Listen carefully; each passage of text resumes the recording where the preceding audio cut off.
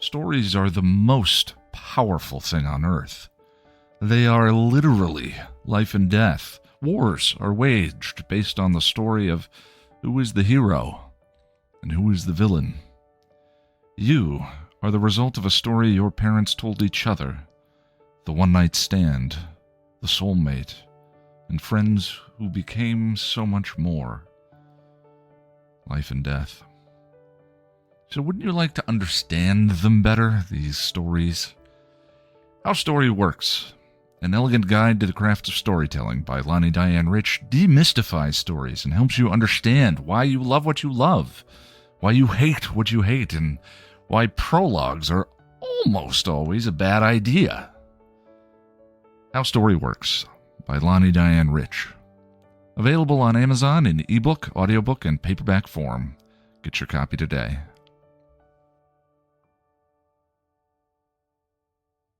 Welcome to Still Pretty, a Buffy the Vampire Slayer podcast from Chipperish Media. I'm film scholar suffering the afterness of a bad night of badness, Noelle LaCroix. And I'm story expert and Ms. I spent the 60s in an electric Kool-Aid funky Satan groove, Lani Diane Rich. And we are here today to talk about Beer Bad, the 5th episode of season 4. Beer Bad aired on November 2nd, 1999, and was written by Tracy Forbes and directed by David Solomon.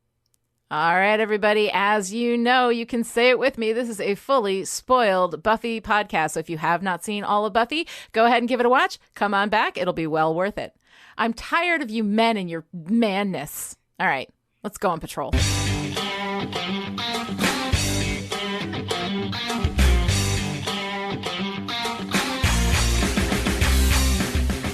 In Beer Bad, Buffy daydreams of a grateful Parker after she saves him from vampires and then wakes up from her reverie to watch him flirt with another girl in class. Later, she mopes over Parker while Xander practices his listening skills for his new job as a bartender on campus. Buffy wonders if maybe Parker will wake up and smell the Buffy, but Willow is having none of it. Buffy, that is my best friend. You need to think about not Parker. He's no good. Buffy goes to the bar to support Xander on his first night at work. And of course, Parker is there with another girl. Buffy talks to Riley, who is not impressed with Parker and his girl chasing. He walks away and Buffy watches Parker kiss the girl in the bar, and he looks like an infant gumming a teething ring, and you'd think that display would snap her out of it, but no! She remains wistful. Get it together! Buffy! Jesus. Meanwhile, Xander tries to flirt with a girl at the bar, and a douchey college guy who has clearly seen Good Will Hunting and also clearly missed the point mocks Xander with a big serving of pseudo-intellectual word salad, then orders a pitcher of beer. How's about I see some ID? Kid, you're not getting a drop until I'm satisfied. Just give him a beer. Buffy tries to talk to Xander about Parker, but he gets called away, and she ends up drinking beer with douchebag McGee and his buddies. Willow goes to the Bronze with Oz to watch a band play, the lead singer of which is Veruca. Oz can't take his eyes off Veruca as she sings, and the next morning, Willow is still annoyed. She tries to talk to Buffy, but Buffy is suffering the after effects of last night's beer fest. Do you want to talk about it? I went to see Xander. I saw Parker. Then came beer. In psychology class, Buffy's post-beer weirdness takes a turn as she snatches a sandwich out of the hands of the girl in front of her and starts to eat it ravenously. Willow's concerned, and then we see a shot of a lab in a basement dripping something into the beer. Oh no! It really is bad beer! That night at the bar, Buffy is hanging out with the douchebag quartet, drinking and regressing a few notches down the evolutionary ladder. Oz finds Willow in the hallway of her dorm, says he's going to be playing with Veruca's band that night, and asks her to go. She doesn't particularly want to see Veruca again, so she declines. At the bar, Xander shoos Buffy out as he closes, and she is not in good shape. Buffy, go home and go to bed. Say bye. Bye. Bye. Willow finds Parker in the student lounge and gives him a piece of her mind about how he treated Buffy. He says he doesn't owe Willow an explanation, then invites her to sit down while he explains. Back at the bar, the douchebag quartet turns into the Cave Bro quartet as one of them emerges from the bathroom all Neanderthal style and knocks Xander out. Xander wakes up and chases them out with his lighter and then runs to tell his boss, who says the effects will wear off in a day or two. Neat, huh? My brother-in-law's a warlock. He showed me how to do it. No neat. I serve them that beer. I serve Buffy that beer. On campus, the cavemen are acting like drunken frat boys. Xander brings Giles to Buffy's dorm, where they find her drawing stick figure Parker on the wall with lipstick and rocking a full-blown wild woman mane. At the student lounge, Parker tries his seduction shtick on Willow, and she tells him off, right as the cave boys break into the place. They knock both Willow and Parker out with clubs. Meanwhile, back at the dorm... Jack said the effects of the beer would wear off. Beer? Buffy want beer. You can't have beer. Want beer. Giles, don't make Caveslayer unhappy. Buffy knocks Giles down and rushes out in search of beer. Xander rushes out to find Buffy, and when he does, they see the fire that the cave boys started in the student lounge, where Willow and Parker are knocked out on the floor. Buffy rushes in to see the fire, but when she sees Willow on the floor, she rushes over to her. Xander comes in looking for Buffy, but doesn't see her. Buffy knocks out a window and gets everyone out of the student lounge. Xander pulls people from the fire, and Willow tells him Buffy's still in there. Inside, Parker wakes up and panics. Buffy, what do we do? Oh, God.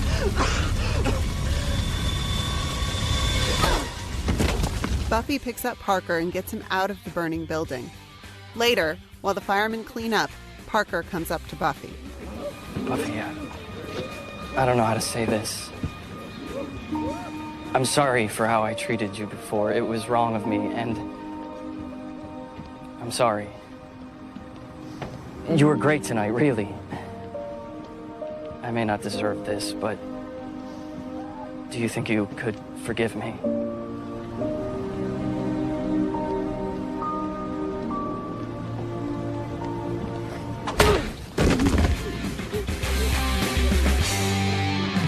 Noelle, I gotta tell you, Beer Bad is one of the most famously terrible episodes of Buffy. It is widely reviled. It annoys people. I used to not like it. I really kind of enjoyed this episode this time around. I think that it's funny. It's charming in a lot of ways. I like what's going on with our characters. We have a really great, Parker grateful to Buffy, book ending thing with the beginning and the end. I think it's kind of good. How did you feel about Beer Bad? Okay, if you shook me awake in the middle of the night and said, Noelle, name the 2 worst episodes of Buffy the Vampire Slayer, I would probably say Go Fish and Beer Bad after cussing you out for waking me up when you're not bleeding, drowning, and or on fire. But if we think about that, if we look back at Go Fish, I didn't actually hate that. Oh yeah, I had some issues with it, terrible. but I don't actually hate it. Yeah. And this episode for me suffers from the Go Fish problem. It's so universally reviled. And I mean, maybe a low bar benefits everyone, but when I actually watched it, it's pretty good. It was an enjoyable episode. I'm kind of surprised because I always used to kind of hate this episode, but I think maybe that is one of those things that, like, you're supposed to hate Reptile Boy, right? Reptile Boy, Go Fish, and Beer Bad, I think, are the ones that most often people put down at the bottom of their, Buffy list of, of episodes.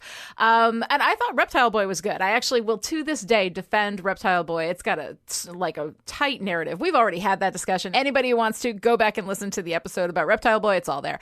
But this episode actually does have some nice structure. It has an arc for Buffy in the Parker thing, right? And there's a great Xander. There's, fun Willow. There's some really great stuff going on in this episode. And I don't hate the Neanderthal thing, the cave bro thing. This episode is hilarious. And Caveslayer grows on me every time I see her. I hate mint green shirt bro, and I want to stab him in the neck, but we're supposed to want to stab him in the neck, so that works. Right.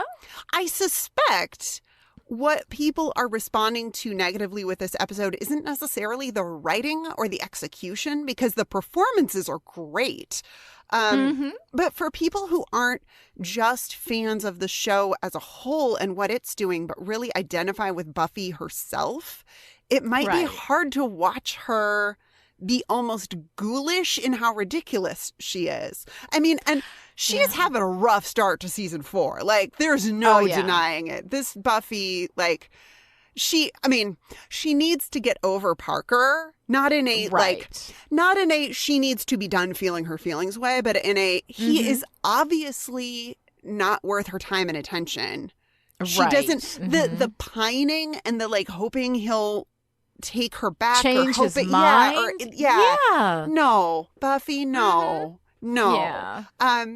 But yeah, I mean, I get that if Buffy is somebody that you strongly identify with as a heroic figure, like seeing her be this, like, cave toddler is really probably not enjoyable, but for my money, like, it's adorable. I love Caveslayer Buffy. I also think that part of the reason why people don't like this episode is because it has that after school special kind of patina to it. You know, they actually wrote this story trying to get funds from the Office of National Drug Control Policy that had some money available to shows that, you know, did episodes that promoted, like, anti-drug, you know, storylines and whatever.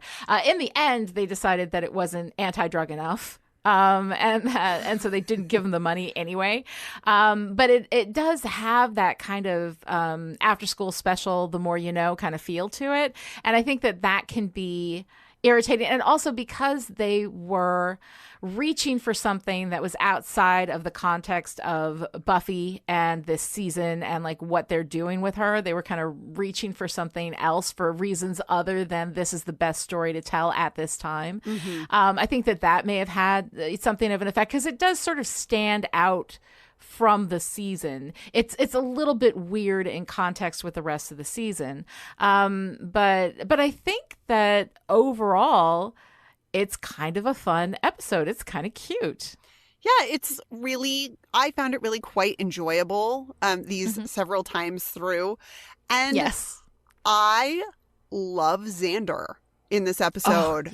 And I kind of don't know how to process it because, you know, as we all know, I have a special evil place in my heart for Xander where he can just do, you know, it doesn't matter how good he is. I somehow find fault with him. I'm the exact opposite. No matter how bad he is, I always find a way to be like, oh, but it's Xander. Xander. But he is great. Yeah. He's great in this episode. Full stop. He's got a new job and he is into it, which I love. He's practicing. He's so adorable. He's got his lighter and his bar towel. So sweet. And his fake ID with that mustache. Yes. Oh my God. Oh God, it's so cute. You know, Nick Brendan can rock a mustache though. I'm not usually like, I don't usually go for the mustache look, but there's some like 70s. We get some like 70s Xander in that fake ID picture. But I love Willow saying that what gives it away as a fake ID is looking at it. Yeah, a little bit. Very cute. And it's from Ohio, which I think is interesting. But anyway. Right. You know, and then when Buffy is having a really terrible day, you know, he's practicing his whole like empathetic bartender shtick. But then when Buffy is at the pub and having a genuinely terrible time, he's actually concerned about her and he's ready to listen. And it doesn't have that, you know, gross veneer of smarmy bartender who's trying to look empathetic. Yeah. It's really very good. And I love his concern for Buffy all the way through. I love him taking care of drunk Caveslayer Buffy. It's so sweet. It is. It's really sweet how, you know, because we've had him, pay close attention to Buffy in earlier seasons. And when he does, it kind of had this gross kind of, he wanted something from her. He wanted her attention. He wanted her romantically, all this kind of stuff. And now he's just genuinely caring for her without wanting anything from her. And I think that makes this, really great Xander. And Xander, when he's at his best, he's the empathetic one. He's the one with the heart. He's the one who keeps us emotionally connected. He's, he has that role now. And I really like him. Like, I love him. I don't like him with Anya. I think it's him and Anya, the way that he treats Anya for the rest of the run of Buffy, that always bothers me about him. But outside of that, I love his role as being the heart and the connection, the emotional connection, the empathy. I think that's great. There's also something really kind of sweet and sad about him being a bartender when we know that alcoholism is something that exists in his family. Yeah. And of course, we get a kind of a fake sociopolitical commentary in this episode because we have our douchey dude bro shirt, pastel shirt, economics class, not like I'm not going to scrap. But there is, I mean, that underlying message of, these guys think they can treat people in the service industry like shit because they're, UC Sunnydale students, they're college students. I mean, not to knock the UC schools, like they are wonderful schools, and this is not some elite, preparatory school that we're at. This is right. It's not Harvard, dude. Yeah, yeah. It's like, and if it was, you'd still be an asshole, right? But like, you'd still be an asshole, but acting like you are so far superior to the guy who's pouring your drinks. I mean, but that is something that really, really irks me. So I love Xander calculating the tip for them. What do people tip? 30%. Yes, tip 30% if you can. Tip your servers, tip your bartenders, your piercers, your dominatrices, whatever. Like, tip your service industry people. I love that you know off the top of your head the plural of dominatrix. I just have to throw out a little appreciation for that. As you were, soldier. Keep going. I think that's actually faux pluralization, the X and whatever. That's a different podcast. It's cute, though. Welcome to the Chipperish Etymology Hour. Oh my God. I would love that. I would so listen to an etymology podcast. Anytime you want to do it. There probably are some good ones. I am in no way. I imagine there are. I'm in no way qualified. I am an armchair etymologist. Etymologist? Yes. But it's nice. I love it. But yes, but like, tip your people. Like, tip people, tip them in cash if you can. That's my little PSA. Sometimes I get preachy on the podcast. This is my sermon for today. Tip, tip, tip, tip. So, Xander. We're talking about Xander and how wonderful he is. I love that moment with him and the guys when they're all, they're starting to devolve. Yes. And then Xander with Chekhov's fire. We've had the lighter the whole time, and he's gonna, light someone's cigarette for them. Then, of course, that never happens. But he does manage to kick the guys out of the bar with the cunning use of pocket fire. And there's just something great about that. I like seeing that little bit of Buffy sort of wear off on Xander, the Buffy who uses whatever is around her to solve her problems. It's great. Right. It's great. And of course, the lighter was a very hardworking lighter. I feel like it should be used ultimately in the story. And he's so,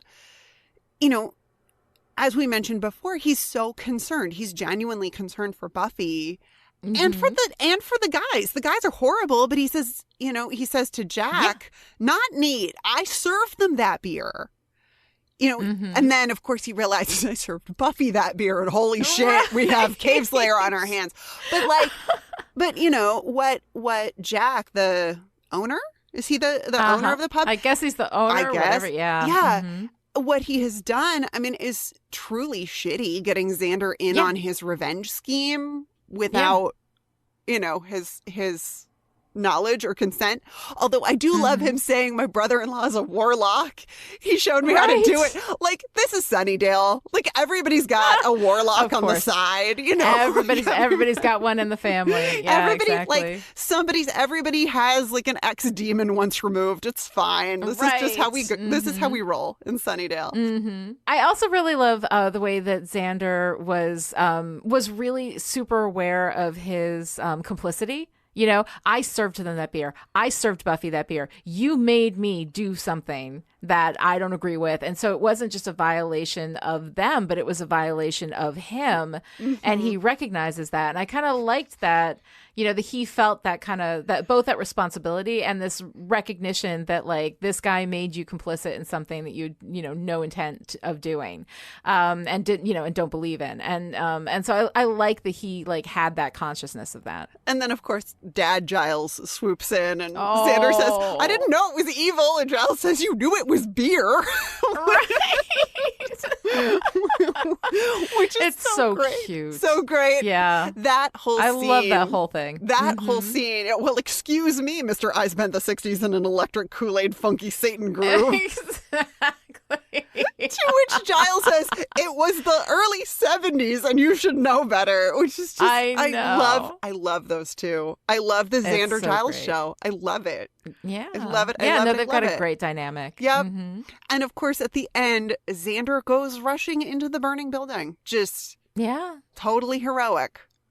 Some great Xander. Doesn't manage to pull anybody out, you know, doesn't see Buffy, but he does. Right. He just goes for it. He goes in. Yeah. He goes in, you know, and he sees what's going on, you know, and he's got a lay of the land. And then, you know, pulling the people out of the window when Buffy knocks it open, you know, I mean, he's there rescuing people, and it's nice. It's great. It's some good Xander. So, like, a good show. Yes. Good show, Xander. Even his bellowy "nothing can defeat the penis" line is funny. It is, because he's saying it ironically. Yes. You know, he's making fun of that, you know, that idea. And I just thought it was really, really cute. I like it all. I like it all.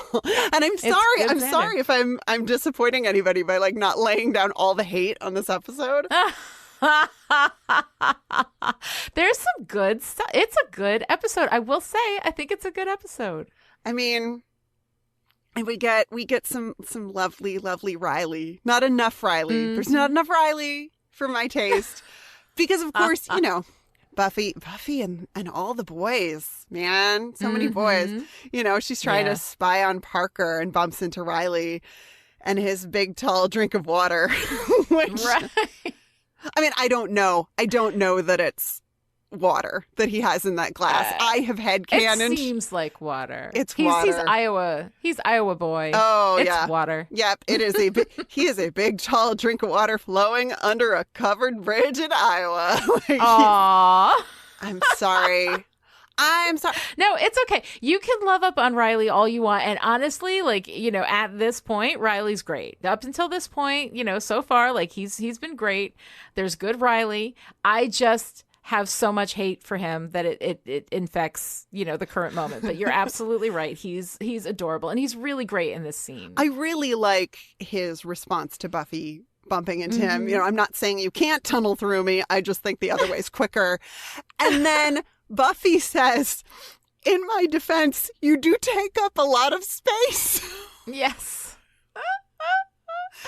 He does. It's pretty. He does. He is enormous. He's a big guy. He is an enormous hunky man person thing. I love you being delighted by Riley. I really do. Oh my God, he's so good looking. It's such a problem. And he's so okay. Now, he's very sweet, and I think that here he's the anti-Parker, right? Because she literally bumps into him when she is trying to spy on Parker and his air quotes date. Yes. So, I mean, this is what we're led to believe. This is what we've been led to believe all along. And of course, Riley is not impressed by Parker and his girl chasing antics. But I think it's interesting that in this scene, Riley invokes his father. He says, maybe I'm old fashioned, but my father says, if you want to be a gentleman. And we know that Parker's father is dead. and that he uses Yes. that information to manipulate women into sleeping with him. So in contrast, here's Riley with his father, who is alive and well and schooling his son, on the art of being a gentleman. And it's Aw. just a little, it's so subtle, but this like, I don't know, like the role of a positive male role model in the shaping of the young men of today or some shit. But it is interesting to me that like basically the only thing we know about Parker other than that he is manipulative and shallow is that his father is dead. And here we're learning about, Riley and his, maybe I'm old fashioned, like as opposed to what Parker's like new, modern casual sex rap that he gives us later on. I mean, it is one thing that does bother me about this episode is it kind of seems to want to be saying something about casual sex, but it can't make up its mind. Like, yeah, because we have, when we get to Parker later and he's defending, his whole thing, right? And the thing is that like the casual sex thing isn't actually where the problem is with Parker. Exactly. The fact that he manipulated Buffy into thinking that there was more because she wasn't going to give him casual sex. So that's not casual sex, that's manipulation. But it does feel like the episode is kind of giving a very strong side eye to casual sex because Riley's got this whole maybe I'm old fashioned, if you want to be a gentleman, all this kind of stuff, this like, corn-fed Iowa boy stuff, Yeah. And I think that the show this episode of the show does seem to have some moralizing, on its mind, the way that it presents, because it does present Riley as the anti-Parker. I think it's a fabulous pull about the reflection of the two fathers, and the roles and what they taught these boys, or what, maybe a lack of a father did to Parker or whatever. But it does feel a little like because Riley's our quote unquote good guy and the guy that we want for Buffy, that him saying that he wouldn't, see sex as being casual, that kind of, implicates that casual sex itself is a bad thing rather than necessarily the manipulation that Parker is doing, which is what's really the bad thing about it. Two people who are consenting and casual, that's awesome. Have fun, go at it, So yeah, I don't know. It does feel a little, there's a sense of a lot of moralizing in this episode, which I think is part of the reason why it comes off so bad. Yeah, but when Parker's doing his little rap about casual sex for Willow, like, yeah, he's right about that, except that he never, when he says that, people should be able to have sex and just enjoy it and, move on with their lives and not have it mean anything. He's absolutely correct about that. But he sets up this false sense of knowledge.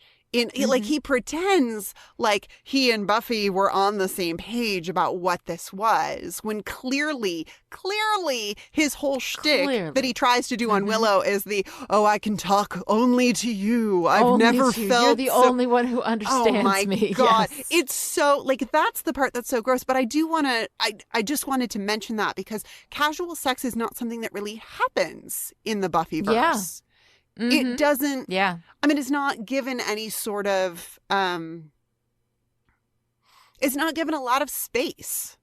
It's not. And when it happens, it's a bad thing. Like, Xander had that like girl in season 7 that he met at the, at the Home Depot store. And then she ends up stringing him up over the seal in the basement of the.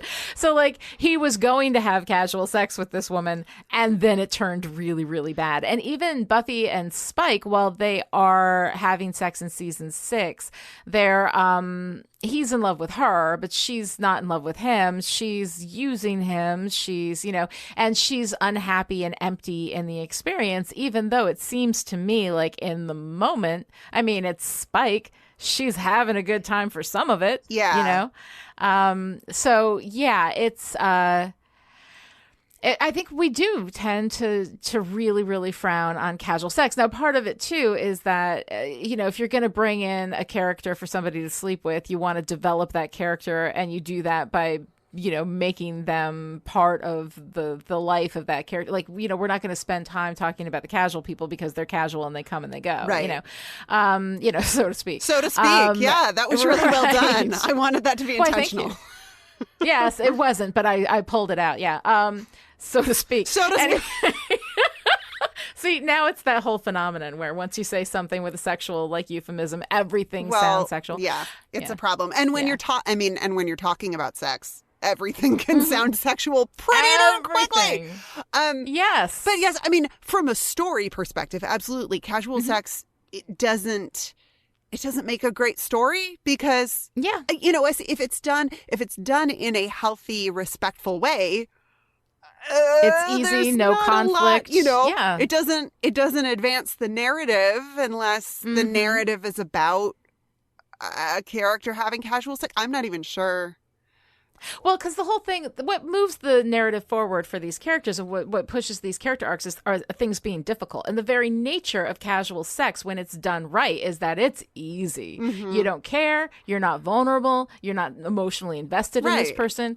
They can't hurt you unless you specifically request with the safe word. There's all of that stuff, so casual sex in and of itself is really easy. Except for a circumstance like this with Parker, where he was lying and pretending that he wanted more than casual sex and then turning around and gaslighting Buffy about, well, you knew what we were doing. I was very clear. You were not, So I think that casual sex narratively, because it is easy, and easy is not something that pushes a narrative forward. Easy is boring. We don't want to see people with easy lives. We want to see people get tormented. And you get tormented when you're emotionally invested in something. And the whole point of casual sex is not to be. So I think there are a lot of reasons why they don't do it. But even to talk about it, quote unquote casually, and have somebody be like, yeah, I slept with somebody last night. It was great. Boom. And that's done. I mean, maybe you could kind of have that reflection there. But usually when we have a character who has casual sex, it's because something's wrong with them, Yeah. I mean, that is Faith's attitude towards sex. Yes. You just enjoy this person physically, and then you kick them out and take a shower. Right, and it's seen as coming from her damage and her unwillingness to be vulnerable and connected, rather than, just this is a sexual thing and it's fun and that's it. Yep, and we'll see that later on with Faith when she is in Buffy's body and sleeps with Riley. And that, I can't wait to talk about that. But we're not there yet. Oh, that's going to be good. It's so good. That's so good. Yeah. But, I've drooled over Riley enough. We've talked about, the gross weirdness of Parker. And we also, thirst trap o'clock. We also have Professor Walsh in this episode. Out of all the things in this episode that could be thirst traps, I'm sorry. Okay. Walsh. No, I love it. You don't understand. It delights me to no end that you find her hot. Anyway, keep going. So hot, you guys. I cannot be the only one. It can't be just me. I'm sure you're not. I cannot be just me. You're not. And yes, I have issues with college professors. It's fine. Yeah. But I actually do. I do take issue with Professor Walsh in this episode, not because she's not, a badass professor, badass hottie of the world. She equates the id. This is psychology. This is what, Psych 102 or whatever it is that they're in. And she's equating the id with not growing up. And, right. We need, and she's talking about food and shelter, and we need those things to survive. So wanting to survive is not it's bad psychology. And I know, we're doing this is for 5 seconds in our TV show where we really want to get on to the, magical bad beer, but the id and the pleasure principle, and I see what we're doing, but we're not quite doing it. And it's just could you have cracked a psych textbook? Just a little bit. But what I do where I can smooth it over because I love Professor Walsh and I want her to be right and happy and good in all things, is that I like it. It works for her. I mean, we're gonna find out that she's a super evil babe in her underground lair. So the idea that like the survival instinct would make you weak is so that is so seasoned villain. You know, greatness. But yeah, it bothered me because it's bad psychology and I don't like it. And of course, Buffy also steals a sandwich in psych class, which, I mean, we can talk about that. But I don't believe for a second that Maggie Walsh would allow eating in class. Oh, no. She would not tolerate eating, nor would she tolerate all of that talking and giggling with Parker and his girl conquest. I'm like, Professor Walsh would shut that shit down. I'm like, exactly, she would. No way. Yeah, no, she absolutely would. Also, like, Buffy steals the sandwich, and it is just a very uncomfortable visual in that moment because here we have a woman of color just trying to eat a sandwich, right? Black woman just eating her sandwich in class. Right. She's gotta hustle, man. Exactly, you know, and then this white woman just snatches it out of her hand and eats it. And I feel like there is a very uncomfortable analog for kind of like what white people have been doing to black people for a really super long time. Yeah, it's a spotlight that that made me like cringe, and it should, because it is a little too close to the truth. And although it's worse than stealing a sandwich in real life. So yeah, I don't know, that gave me a moment of like, oh no, you know. Nice little metaphorical visual there for speaking of socio-political economic word salad. Oh yes. But see, like, and here we go again. It's like you put there are these little gems of like, oh, there it is. There's the dynamic that we really want to be talking about if we're going to be, you know, oh God, the cave bros, the douchey. They're so douchey. Oh my word. I mean, we are the future of this country and you keep the bowl of peanuts full. I mean, oh my Junior God. Men's Rights Activist of the Month. Like, seriously. Give this guy a trophy to drink his beer out of. And when he says we are what these girls want, girls, show of hands, anyone? Yeah, the girls did not seem terribly impressed with these guys. Well, I love that the girl that he approaches, Paula, who's talking to Xander about how super her day was because they got their sorority pins. And she designed them. And she's genuinely like, happy. I love that. Stoked. I actually really liked her. Yeah. She was great. But, you know, of course, you know, mint shirt dude bro number one sidles up to her and is like, this is an AB dyad wherein blah, blah, blah, blah, blah. Oh, she does not look impressed. And she shouldn't be. And you notice she doesn't go back to the table with them. Yeah. When Buffy goes over there, it's 4 dudes and her. I'm like, I really, something tells me that your idea about we're what these girls want is not accurate, just based on like the data. It's just not there. And later, oh my God, Lani, when he says, you're a very beautiful girl who should be covered with men. Is this straight culture? Is this what heterosexual people do in bars? I'm so uncomfortable right now. I will say that nobody's ever said that to me in a bar. I don't think I've ever heard anybody say that ever. I mean, I think I've heard variations on that, not covered with men, but, you know, you have options, you have your choices, you know, this kind of thing. Like, you hear that. But should be covered with men kind of feels like it has the same kind of, you know, should be covered with pox, you know, should be covered with shingles. Like, there's just something about that feels like it's like it's going to a very different bad medical place. Like, I don't know. It just feels weird to me. It's a weird sentence construction. Oh, shit. I'm breaking out in men. I'm breaking out in men, baby. It's like itchy and oh god. Oh god. Covered in men. I'm covered in men. But they do, the dude bros and then later the cave bros really serve their purpose in the narrative well. Oh, yeah. They are so yeah. hateable. They are so, so hateable and so full of themselves with their, Thomas Aquinas. It's so gross. No, it's such pseudo-intellectual posturing. It's horrible. It's like they're having a college vocabulary dick measuring contest. Yeah. Oh yeah. Like I can use a bigger word than this guy. It's exactly unreal. And use it and not know what it means and clearly not know what it means or what you're talking about. Yep. You know? Yep. It's one thing to use terminology when you're having a discussion with somebody and you're like both in the field or whatever and you're like have a certain level of expertise or whatever in the discussion.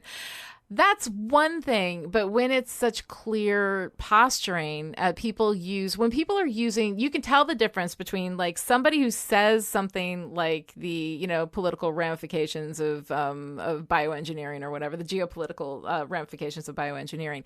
You can hear that as somebody saying that who actually knows what they're talking about and is talking to somebody who knows exactly what they're talking about and they are in a conversation, like that can be said without being douchey, but the fact that like the way he says it when he clearly has no idea. Like, yeah, why don't you go ahead, dude bro, and explain to me all about that? Give me a complicated argument about that. That's not just a plagiarism from your textbook, Give me an original goddamn thought and then maybe we'll talk. So yeah, no, it's so irritating. And then of course they turn into manimals. Yes. And the one I gotta give it up for the one guy who gets stuck in his shirt. He's taking his shirt off and then he like suddenly can't quite he forgets how to shirt like mid shirt removal. It's delightful. It's kind of so adorable. Funny. Yeah. It's so funny. They're kind of great as their cave bro personae. Yeah. I don't know. Yeah. But then, and yes, like it's very literal, like beer turns them into these grunting, chest thumping Neanderthals. Right. And all right, like I see what you did there, but it's kind of funny. And I kind of like it. Yeah, and I'm not proud of this fact. I don't think it's particularly sophisticated writing, but like turning these pseudo-intellectual guys into, animals essentially is right. Kind of great.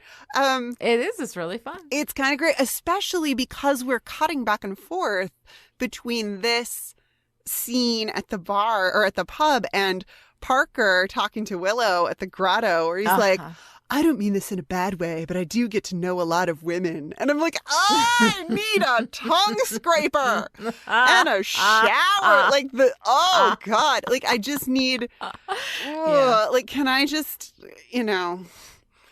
put he's my, so gross. he's so awful. He's so awful. So we're seeing these guys, transforming into cavemen. And then we have this guy who sounds all sweet and sensitive, who's Willow, can I tell you something kind of private? Just that I've enjoyed talking to you, with you here tonight. That's not private, Parker. That's not. Yeah. I've enjoyed talking with you. That's not private. Oh. What the hell? Right. What the fuck, Parker? Well, right. Like, he sets up this like it's some kind of deep, vulnerable confession. I'm so vulnerable right now. I'm being so vulnerable. Exactly. It's like you are being a caveman. And, exactly. And of course, Willow calls him out in just the best possible way. And how gullible do you think I am? I love good. And I love that she plays with him first. Yes. She's like, oh, really? Yeah. It's adorable. It's so good. It's so good. And then she says, the only thing you're thinking about is how long before you can jump on my bones, which I adore Willow not getting the phrase jump my bones right. Like that feels feels so accurate to me. It feels very Willow branded. It is so Willow, and it's also so great because Willow, I love Willow's thoughts in this scene on men and the sex. Yes. Not because she's right, but because as a first year in college, I feel like she's right where she needs to be, like developmentally. Like she is making some connections about how the world of heterosexual interaction works, and it is very on brand for Willow. So delightful. And, it's a little clunky. Her, men haven't changed since the dawn of time. And then the cave bros break in. But, it's a comedy episode of Buffy. What do you guys want? Right, exactly. Basically, I am now a beer bad apologist. Like, I think this episode is actually really good. I like it. I think it is actually good. There's good stuff here. I mean, and Willow is fantastic. Oh, my God. Yes. Willow trying to be tanked and friendless for Xander when he so he can practice. Yeah. So great. And at the bronze, Oz says, "You got a table," and she says, "I had to kill a man." Just totally straight face. Yeah. I had to kill a man. It's a really good table. I mean, they're right, and he just yes-ands with it. He's just good with it, And I love that it's obviously cute and funny. He doesn't laugh; he plays it. Yes, he plays it through. I love that. Yeah, and it shows you that connection between Willow and Oz. That she's now, she has embraced the Ozian humor. Yes, exactly. And she's gonna, she's speaking his language to him. But then, of course, Oz sees Veruca, and oh shit, here we go. God, yeah, here we go. Yeah, I don't know, Veruca. I don't like. I know she's a werewolf. I can see the appeal, but it is absolutely she of all the people that Oz would be drawn to, aside from the fact that she's a werewolf, that is not it. I don't see him going for that at all. That just doesn't seem his style. So, I mean, I get it. She's a werewolf. She's drawing him in. He's intrigued by her. He's kind of fascinated by her. There's this primal connection between them, whatever. But also, when she sings, and we're going to see this more in, the future episodes, but, the way she grinds her head back and forth to look more, primal. It's just, no. Yeah. Doesn't work for you, huh? No, it doesn't work. So, do you like Veruca? I like the idea of Veruca. I don't like the execution of Veruca. I like the idea. I like the idea, though, especially at this point when we don't know and Oz doesn't know that she's a werewolf. He just can't. He feels kind of weird around her, and he just kind of can't stop looking at her. And I'm like, okay. I mean, this is some hellmouthy shit right here, and I just and I feel so bad for Willow. I feel so bad. You can, so they're so connected in the bronze. And then later when he comes to her dorm and they're in the hallway and you can just see the disconnect between them. It's the whole energy between them changes. And that is just, it's so heartbreaking because Willow is great when Willow... Willow's assessment of Veruca, by the way, dresses like Faith, voiced like an albatross, is fantastic. Fantastic. I love her doing the little Veruca Oz conversation to herself as she's coming back to the room.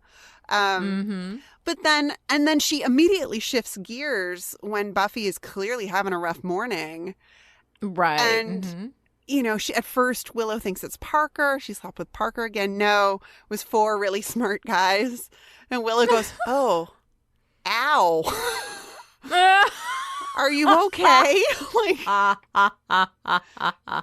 love it. But I love that it's "Are you okay? Do you want to talk about it?" There's no judgment. There's just concern.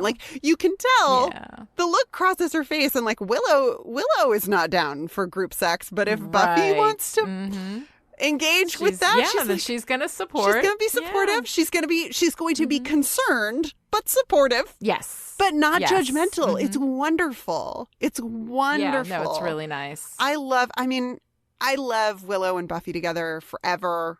So good. But best friends forever, you guys. And then I know. And then, of course, the height of the Willow-Buffy friendship in this episode, Willow going to Parker, Willow confronting Parker on Buffy's behalf. Now, I don't know what your take is on this, but this feels like one of those things that your friends do, and in the moment, it's completely mortifying. Like, if my friend Willow went to, do something like this for me, I would be so pissed. But then later on, like, you look back on it and you're like, oh my God, that was so badass when you confronted that guy who was a complete, douche canoe to me. Exactly.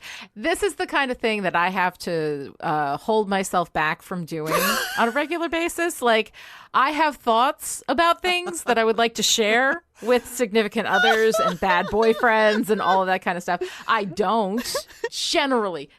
Okay, sometimes I do. Generally, I don't. But I have that deep, like, very protective streak in me where if somebody messes with one of my people, I really have to stop myself from stepping into the middle of it. And I don't, because I feel like people have their autonomy. If there's something that they want to say to this person who did something to them, then that's great. And I will support it, but they don't have to. And also, none of my goddamn business. Like, really, it's none of Willow's business. I love it. I love that she does it. I think that you can both look at it as, recognize that it's none of her business and recognize that it's awesome what she does. And the way that she turns it around on Parker, too, I really, really love. But also, I mean, part of it is for her, too. It's for Buffy, but she's upset with Oz. You know, she's mad at Oz. She's feeling disconnected from Oz. She's feeling shoved aside from Oz. And so she's going down and kind of expressing that with Parker instead of with Oz. So while it's badass, it's also really kind of sad because we have managed to, like, get this serious disconnect between these two so quickly. It's just suddenly the relationship itself has snapped. And this is a relationship that, throughout everything, we could always count on Willow and Oz to be calm and cool and easy and good, and now we don't have that. And it's really sad. So when you see her yelling at Parker as part of her, expressing something that she's feeling about Oz to someone other than Oz because she can't talk to Oz, that's so sad. Yeah. Yeah. And you see the insecurity with Willow and like the acknowledgement that Veruca, I mean, the show wants us to think Veruca is sexy in a way that Willow is not. Yes. That's how we're supposed to read it. That's clearly what Willow is experiencing. And when Parker says, can't people just like have sex and not have it mean anything or be attracted to each other and not have it mean till death do us part. Willow has that little moment of like, you have a good point. Like, I still don't like you and I'm still mad about everything that's going on. And of course, she's taking out her frustration with feeling separated from Oz on Parker for what he did to Buffy. Like, which is why I say I love her little speech about men and sex, because she's clearly working through her own shit about men and sex and sexuality and desirability and intimacy and connection. She's lumping Buffy and herself into the same category when she's talking to Parker about what it means to have sex with someone versus what he does to people. To women. Yes, exactly. Exactly. I really shouldn't give Parker the benefit of the bisexual doubt, should I? Like, I don't think that's. See, I'm so used to, this is a problem that I run into. I mean, in my life, but on this show, I know that the show is very binary and very like heteronormative and heterocentric. Oh yeah. But of course, you know, I'm watching this as a queer person. We're watching this 20 years later. Our community, you know, the Chipperish community is so like beautifully diverse and, you know, like fluid and trans and queer and sure, everything. yeah. So I'm talking about men and women, and I wish I had Right. a footnote for my speech that's like, we all know that gender is a creation of society, sex is like your genitals do not determine your identity, like this whole I want to do that. Right.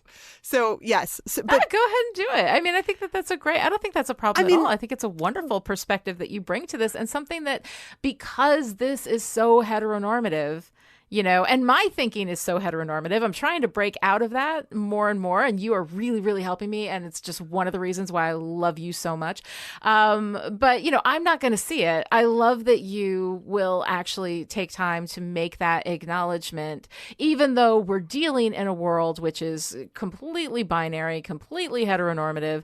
It's always good to kind of have that acknowledgement that sort of broadens what you see in it. That you're aware of it being aware of it being heteronormative, as opposed to just, this is how things are. Like, that's when it's invisible, that it's a problem. When it's visible, you can at least acknowledge it and be like, all right, this is a heteronormative story. We are talking about men and women. We are talking about, straight people for the most part. I mean, way most part. But it's good to have that perspective. So I don't know. I mean, I'm sorry that, sometimes maybe it feels irritating for you, but I think it's a wonderful thing that you bring to the show. I guess what feels clunky to me is that I I want to talk about what Buffy the show is talking about, and of course, yes. hashtag terroir, like there's that whole piece of it, you cite death of the author all the time. I like to say the author is alive and well, and we it's important to consider who wrote this, yes. when they wrote it, who was who was directing, what were the cultural messages at the time. But that, yes, that you could do books and books and books and books on that. So I'm always like, I always want to be like, okay, well, the show thinks that gender is binary, and right. In the same way that I would say feminist film theory says that men act and women appear. It's not. This is not the world that we're living in. This is the framework that we're operating under. So yes. That's a lot. Relationships are hard, and talking about fictional relationships isn't much easier than talking about real life relationships. So there you go. That was a little bit of chipperish behind the scenes for some of you. I don't know. Yes, it's wonderful. Yeah. But there we go. But clearly, I mean, we all know, as a fully spoiled Buffy podcast, where the Oz Veruca thing is going. We know what's going to happen with Willow and her own, not just her opening up to her more expansive sexuality, but a very different relationship. I mean, in just a handful, it's not that far off that we get the beginnings of this very different relationship dynamic. 6 more episodes. Right. That shows up in Hush. Holy shit.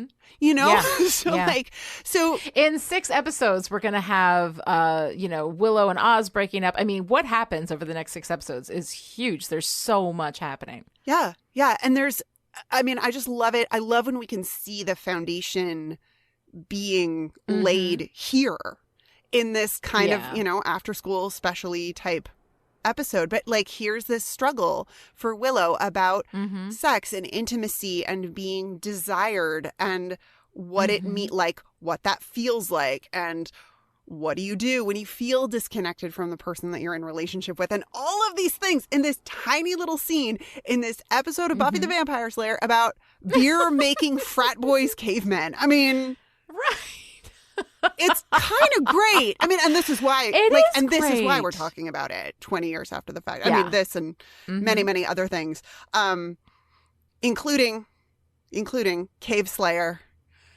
Talk to me about Caveslayer. It's so fantastic. I love seeing Buffy in this context, and kind of brought down to this this space that, we did it to the boys, but here she is kind of as a foil for that, this, really, smart woman with incredible power being brought down to this like primal space. And when she's in that primal space, what is she still thinking about? Frickin' Parker. She's drawing him in lipstick on the wall. Yeah. But the thing is, when she's in that simplified space, though, she recognizes him as bad. Like in the beginning, she is, maybe he's just doing this because he's scared of intimacy. Maybe he's going to realize what's going on. He's going to want to ask me out again, and we'll go out to dinner. Like that could happen. That could happen. Mm-hmm. This over kind of analyzing, justification, rationalization for his behavior, right? Then when she gets down to Caveslayer, she is she's unable to do that kind of rationalization. She sees so much more clearly when she simplifies everything. She sees him for the, like idiot that he is. She knocks him on the head, not once, but twice. And I loved it both times. I think it's just great. I think it's great stuff. I find Caveslayer and Sarah Michelle Gellar's performance just completely charming. I love that we start the episode before she's under the influence of this, warlocked beer. Xander is, he's being a little pesky, but she's so short with him. Stop flicking at me. Like she's got this like, I am ready to punch someone. Like she is so irritable in her grief about Parker. And first of all, I am a person who will let the mad out when the sad is what's, bubbling under the surface. Right. But then when all of these filters and all of her, like all of her evolution has been stripped away, you stupid. No, you stupid. Like I have a very, very soft spot for preschoolers. Maybe that's because I participated in co-op preschool with both of my children. But I mean, give me like the 2 to 4 year olds any day. Oh, yeah. And Caveslayer reminds me so much of my youngest when she was a toddler. Want more singing, want more beer, I mean, my kiddo, it wasn't beer, obviously, because I'm not a medieval German mother. Seriously, it was nutritious food for children. Look it up. It's amazing. The history of beer is fascinating. This is not the podcast for that. But, with my kids, it was, more milk, more milk, right. But want more singing, want more beer. Like she's clearly, she's about 3. And then Xander has to, like any loving parent, like remove her to the door. And she goes, say bye.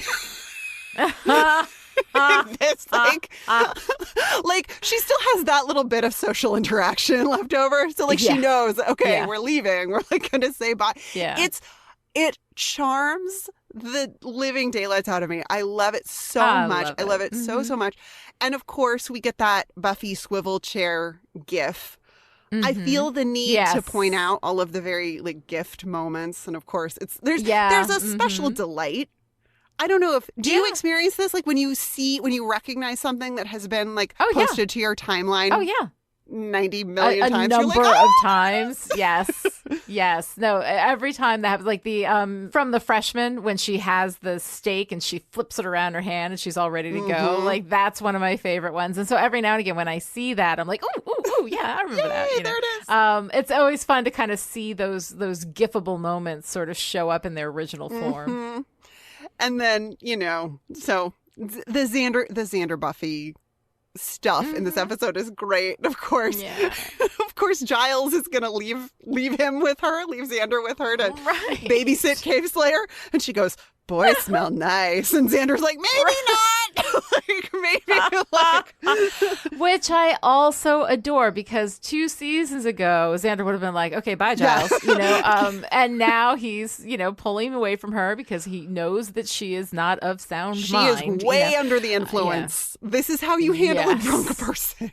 Exactly. That is exactly how you handle a drunk person. So great. And of course, Giles Yeah. is just so annoyed by the whole thing. You know, Right.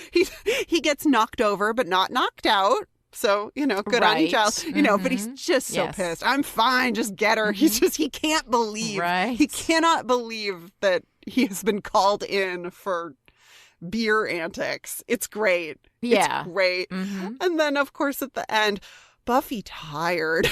Like, Right. oh, sweetheart.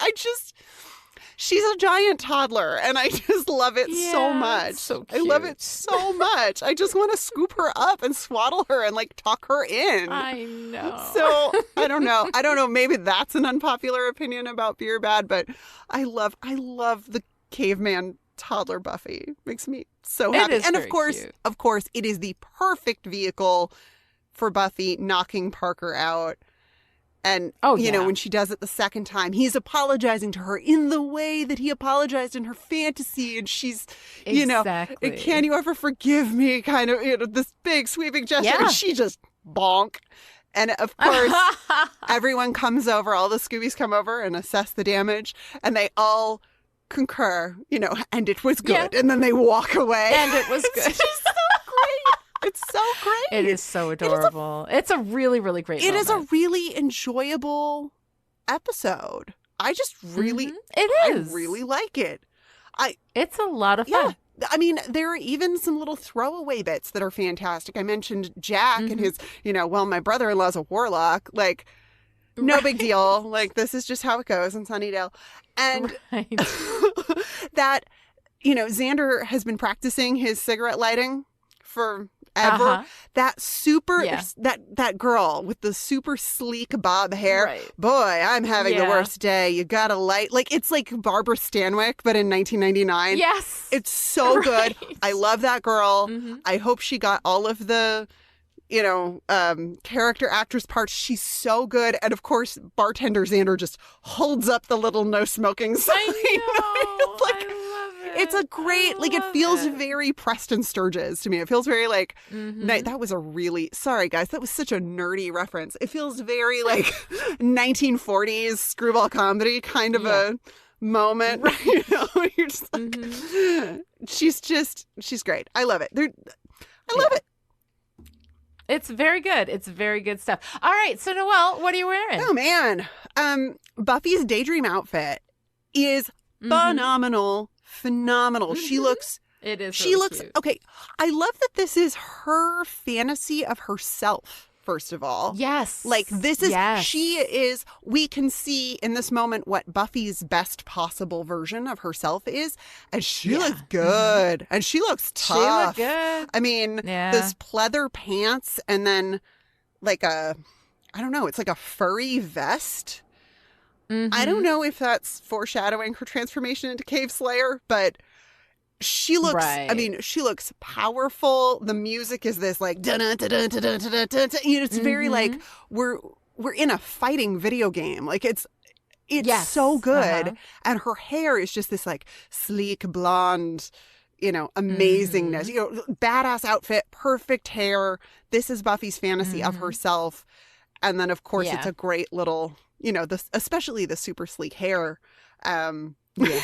Because later on, you know, her Emmy award-winning hair, that cave Buffy, curly, frizzy mane of wild woman awesomeness. Yeah. It's so good. It's pretty It's so great. good. I love wild hair Buffy. I love Buffy's hair in Halloween, and I love it here. That big hair Buffy, like, yeah, give it to me. Yeah. But of course, you know, in this fantasy sequence, Parker is, I mean, we'll talk about what else he's wearing, but at first he's wearing this red coat. Yeah. And I kind of dig this after Buffy's red coat last week. Here's Parker in Yeah. red to be this like symbol of sexuality and, Yes. you know, everything that he represents for Buffy, but also because it makes him stick out like a sore thumb in the graveyard. It's so great. Visually, Yes. it's so great, but it's a nice little reflection of the that, everyone abandons me, He Red doesn't Riding Hood belong. from last week. Yeah. Yeah, no, too. Yeah, that's really And good. then, of course, she re-ups it, right? And he's in the open shirt with the bouquet of flowers and the ice cream. An ice cream. I love it. I especially love the button front shirt unbuttoned. It's so over the top, brilliant fantasy writing. I love it. I love it. I love it. I love it. Yeah. I almost want him to have like long Fabio hair, but I think that would take it into a more ghoulish comedy space. But yeah, I'm like right on the fence about that. Yeah. But for Buffy's costuming, I mean, we get these great butterfly pajamas during her morning after. Buffy has a great wardrobe when it comes to pajamas. And of course, yes, she does. Butterflies, because she's going through a metamorphosis, perhaps. I know. And they're buttoned incorrectly, or else they're crooked. I can't tell, but one side when she stands up to go to class, one side is longer than the other one. It's delightful. Delightful. That's pretty cute. And of course, Willow gets to wear the best things on the show, always. I noticed when she's on her date with Oz, she's got this leopard print collar that kind of, she's wearing this kind of funky sweater top thing, and it's got this thick faux leopard collar on it. And meanwhile, Veruca's on stage in pants that are snakeskin print. They're some sort of print. I think they're meant to look snakeskinny. I like these two having a little bit of an animal print off. They're Willow's got that because it is about Veruca's sexiness and also her connection to music, which is Oz's passion. Therefore, we're drawing lines and charts on our whiteboard, right? So Veruca, passion, oh shit, this is going to be a problem.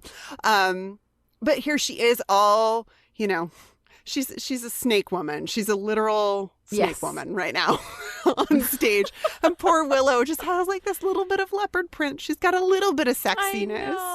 But mostly, that really sweet. Mostly she just wants to take Oz home and make him soup if he's not feeling well. I know. Which, heartbreak, you guys. Oh my God. And soup, isn't that like the most sweet, nurturing thing? It is. I mean, it really is. It's very sweet. Come on. So, shit is going to happen between Veruca and Willow, and I'm excited for it. I mean, I'm not excited because when Willow gets her heart broken, I get my heart broken, but Right. But yeah, no, it's pretty good stuff. All right. So a girl power moment of the week. What you got? I really, really love Willow saying, "How gullible do you think I am?" I know. No, that's fabulous. We talked about our mixed feelings about doing that for a friend, but of course she's also doing it for herself. So, it gets a pass from me. And then Buffy saving Willow, or I guess more accurately, the moment right before Buffy saves Willow, where Buffy seems to recognize Willow through her beer haze. Yeah. She's like, "Oh wait, this is a person who's important to me, and this is a friend."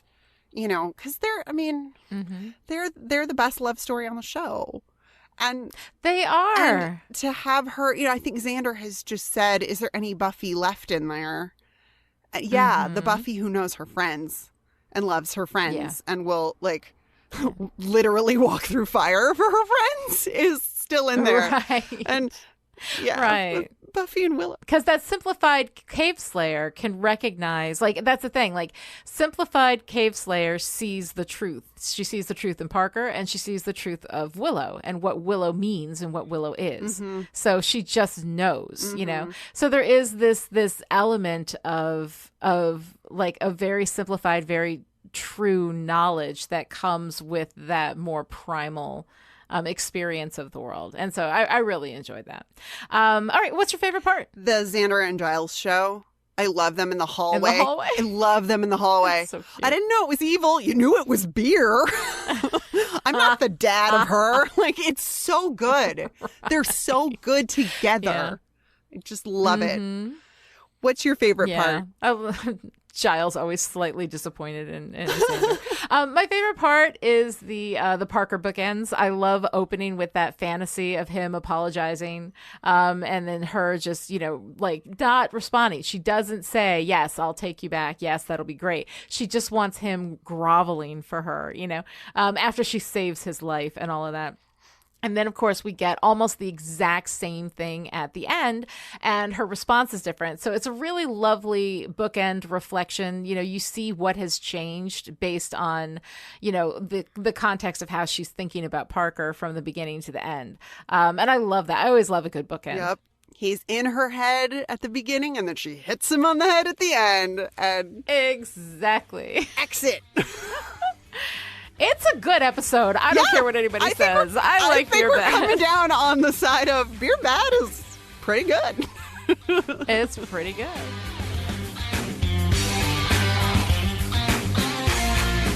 All right, that's it for today. To join in the discussion on Twitter, follow me at Lani Diane Rich and Noelle at Noelle Aloud, and use the hashtag StillPretty. Or you can keep Chipperish Media going to the tune of $1 a month or more and gain access to the live chat in Discord, where you can hang out with me and Lani and all the Chipperish patrons who will slap anyone who asks them for their opinion on the geopolitical ramifications of bioengineering. And a well-earned slap that'll be. You can also show your support by giving Still Pretty a great review on Apple Podcasts, or by telling your friends about the show, or by knocking Parker out with a club. We will be back next time with Wild at Heart. Oh my God. Oh no, the 6th episode of season 4. Until then, say bye. Bye. Bye.